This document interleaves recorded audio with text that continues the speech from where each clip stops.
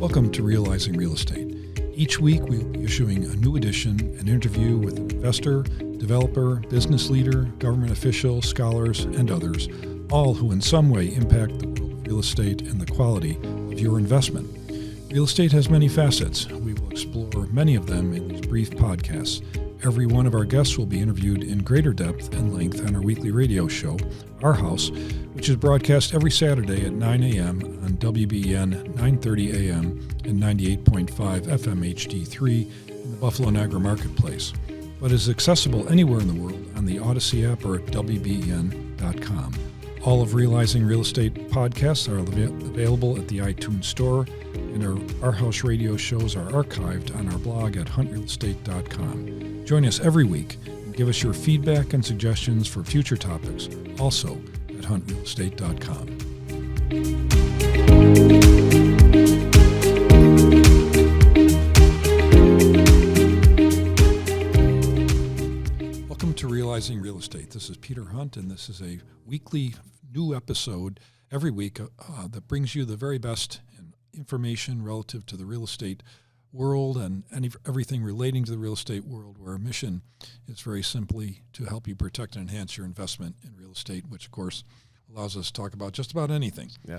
So I have in the studio with me today Alex Vidal. Mr. Vidal is the president of ERA Real Estate and responsible for the strategic growth and operations of ERA Global Network of more than 40,000 affiliated brokers and independent sales professionals.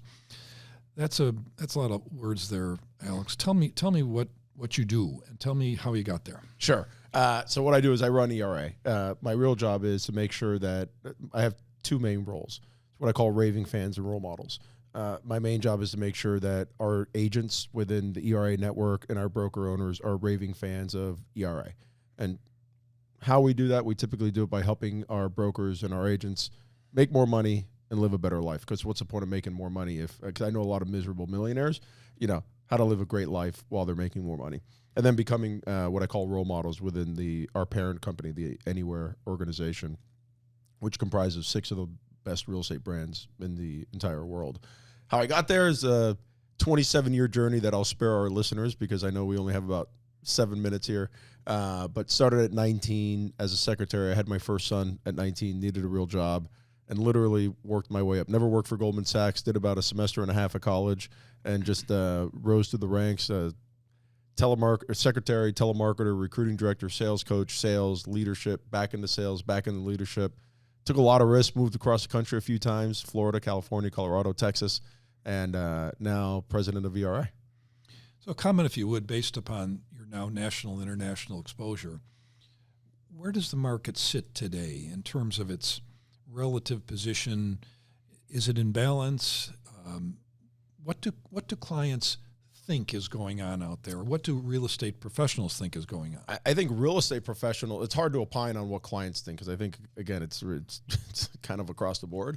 I would tell you, I think most people in the real estate community think that we're on the verge of this explosion of business. I think there's, as we referenced a little bit earlier, that 80% of mortgages are 5% or less, 4% or less. And the fact that real estate transactions are down a third to what they were, a few years ago, 6 million down to 4 million. And I think there are a lot of people that are looking to move, but they want to say they're stuck in their mortgage rate of 3-4%. So I think as rates continue, if they are to go down, which I think a lot of people are guessing is going to happen, and I use that word loosely, guessing, because it is a guess. I think you have a lot of people that are thinking that as soon as rates get anywhere near to where they are, you're going to not only see a lot more buyers finally jumping back into the pool, but you're going to see more inventory and the real estate transactions going up. Assuming you're right, what does that mean for prices? I mean, if all of a sudden there's a lot more buyers, even if there's more supply, what does that mean for prices? And what's happening with prices right now? Well, prices have continued to go up year over year. That hasn't stopped. And I think they continue to go up. That's what everybody from Fannie Mae to NAR and maybe it's Goldman Sachs, maybe somebody else, they're all estimating that prices are going to continue to go up. Wouldn't that price escalation situation only get worse, though, if all of a sudden rates dropped and buyers jumped back in and sellers said, well, maybe now's a good time to sell? Won't there be my least favorite part of the cycle is the greed cycle. Yep. When everybody sees prices going like this, going up, and all of a sudden they say, well, I'm going to jump in now. I want to get it get there before they go the wrong way. For example, in Austin, Texas right now, it's going the wrong way. That's right. Boise, Idaho, going the wrong way. And these were red-hot markets 18 months ago. They were. You know, so going back to, what was the original question? Sorry, I spaced there for a second. You started talking about Austin, and I started going to Austin. I said, won't things get worse? Oh, well, I mean, listen, if history is a teacher, thank you. You know, got to own it when you own it. I think if history is any indication of what could happen, yeah, I think prices could exponentially go up if history were to repeat itself back in what happened in 2020, 2021, 22. Well, if that happens, then this cycle could go on and on and on in terms of price escalation nationwide now. You have an international perspective. Sure. Is it similar in Europe right now, or Australia, or Canada, or South America? What are you seeing there? They really don't tell us too much, honestly. So Peter, and we can, refilm this if we want, but I don't know. I don't know what's happening in those markets right now. I have a little bit of I've had a couple conversations, and what's happening in Europe is very similar to what's happening here. Is it? Okay. Inventories are very tight. We have. I would describe it. Every place, perhaps, but China. We have a substantial inventory shortage in the entire world. Let's say the Western world, something resembling democratic world. Inventory shortage, and we also have an affordability issue across the whole world right now. With the exception of China. China is upside down with regarding residential real estate. They've got empty buildings, and it's a real problem. Yep. They've got very low demand. They've got 20% unemployment for young people in China, which is a terrible situation. Their growth has slowed, but that's another story. But the fact of life is, what we're experiencing right now, I don't know when that curve changes. It's kind of like inflation. How does inflation actually go negative, where we're actually getting closer to where prices were a few years ago? How does that happen? So how does it happen in real estate? Have you ever seen it happen nationwide? And I know you know what the answer is to that. Well, we saw it back in 2008, right? End of 2007, 2008, 2009, and then, even for those few years, and then it really started coming back strong, at least in the Miami market where I was at that time. Come 2012, 2013, Miami was driven by a different market because of the fact that we had a lot of South Americans, Brazilians, Colombians, Venezuelans that were looking to park their money someplace else. And Miami looks good from that perspective. Yeah, well, what's really interesting about that particular market was somebody would come in and they'd buy, let's say the Brazilian real was 1.5 to 1, and they'd buy, $1 million condo for 1.5 million reais, right? Well, then a few years later, it was 6 to 1. And maybe the condo didn't appreciate all that much. Maybe they'd even sell it for $900,000. So they lost a little bit of money on the actual dollar amount, but they 6x'd or almost 6x'd their conversion. Their conversion. Yeah, it's astounding. I mean that's a currency play, not a 100%, not a real estate deal, but but currency play, absolutely. But real estate becomes the medium. Yep. But we don't have anything like that in the markets we serve, fortunately. But we did see, going back to the Great Recession, we saw prices drop by 50%. Wow. In Arizona, in Florida. I'm talking Central Florida, parts of the coast, but mostly the coastal areas were somewhat insulated from severe drops in pricing.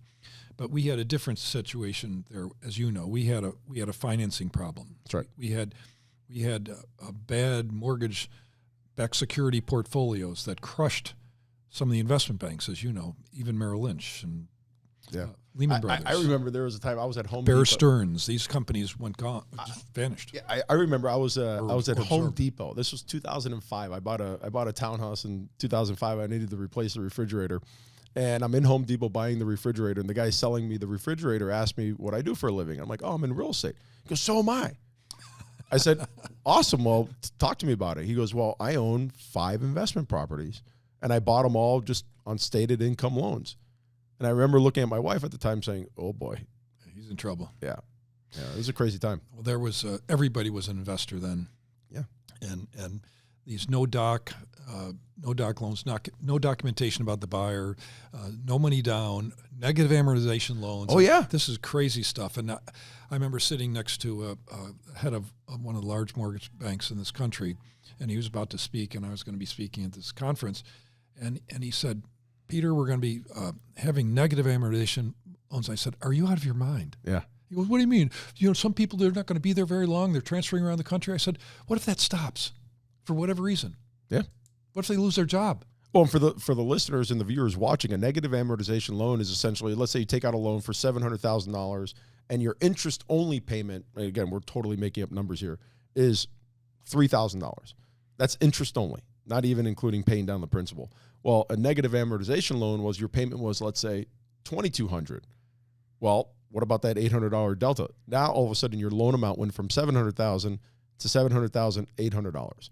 And then the following month, if you made the negative amortization payment, it was $701,600, and your loan balance would actually go up. And that was a belief that prices would continue to appreciate forever. Oh yeah, and that's why I asked you at the beginning of the show, if we're in this constant trend, is there a fear that we're going to see crazy loan products just to get the interest rate down, and we're going to see buyers getting squirrely and sellers getting squirrelier? Or Peter, I wish I knew, man. If I knew, I'd be investing exactly there. You're supposed to know. No, nobody knows. No, you're supposed to know. Nobody knows. You're supposed to have foresight. That's what I'm want to talk to you about. It's crazy. I think people want to sit here and they, want to, they know everything. I think it's a guess across the board.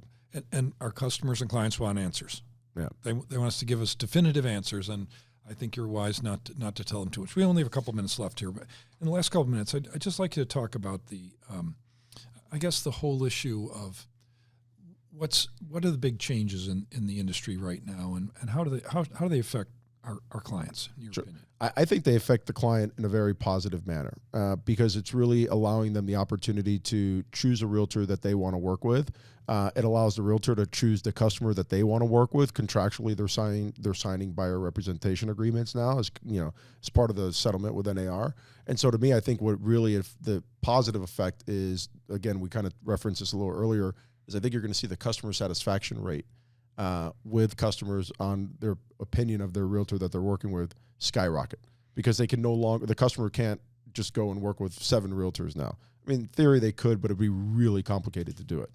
And the other side of that is the client now has the right to hold them to a higher standard. That's right. And by the way, but it also allows the realtor to hold their client to a higher standard as well. It works both ways. It's a partnership. It's a new mutual relationship, which I think is very healthy. Yep.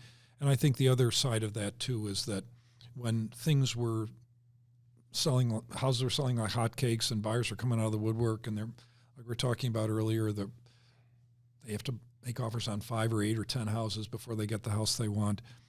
Those days of order taking are gone. And I think now it's a time for us to really be what we claim to be, which is professionals. Yeah. And if you're a professional, then you must have command of a body of knowledge. You must have a certain ethics, obviously, and a certain set of behaviors that qualify you as opposed to somebody off the street. Well, what's interesting is that kind of connotation of order takers. I think for the most part, because the market was so hot, we saw an influx of new realtors getting into the business. It's relatively easy in most states to get into the business. But the professional realtors, the ones that have been in it a very long time and look to be in it a very long time, never looked at it as taking orders. They look at it as, how did I put my client in the best position to have a successful real estate transaction and make the most amount of money? We have to close this edition of Realizing Real Estate. Alex Vidal, what message would you like to leave with our listeners in terms of the present and maybe what you see as the future of the market? I think trying to time interest rates is crazy. If you need to move, go find it. As I told you earlier, I bought my property last year. I was not in a multiple offer situation, got great concessions from my seller to buy the home. And when you got to transact, you got to transact. It is what it is. So stay active in the market. Absolutely. That's my message too. If you're thinking about buying or selling, become active, because you never know what the perfect timing is, and that's what we were talking about earlier. Alex Vidal, president of ERA Real Estate, thanks very much for being on this issue of Realizing Real Estate. Thank you for having me, Peter. I'd like to thank our viewers and listeners, and we'll be back again next week with a new edition of Realizing Real Estate.